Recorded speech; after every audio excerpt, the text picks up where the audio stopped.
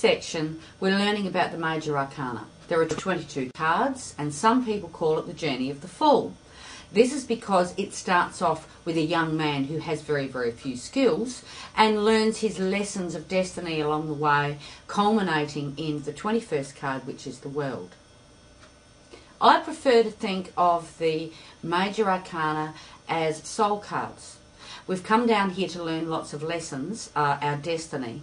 So when you see a Major Arcana card in the pack, know that it has a greater importance than the Minor Arcana. This is something to do with our soul journey. Anyway, if you have your cards or your pack in front of you, can you please separate the Minor Arcana and the Major Arcana cards? So for the Major Arcana, you're looking for 0, which is the Fool, then 1, which is the Magician, 2, the High Priestess, 3, the Empress, 4, the Emperor, 5, the Hierophant, 6, the Lovers, 7, the Chariot, 8, Strength. Now in some people's packs you might find that the Justice and the Strength cards are reversed, or they're in each other's number point. Don't worry about it. They are more about aspects than pinpoints along the way. They don't change the flow of the cards at all. Number 9 is the Hermit. Number 10 is the Wheel of Fortune. Number 11 is Justice. 12 is the Hanged Man. 13 is Death.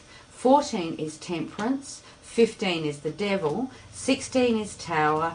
17 is the Star. 18 is the Moon. 19 is the Sun. 20 is Judgment.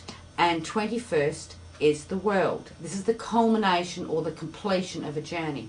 Now we may have several journeys during our lifetime, and so this is why the Fool and the World and the intervening cards can come up depending on where we are at the time.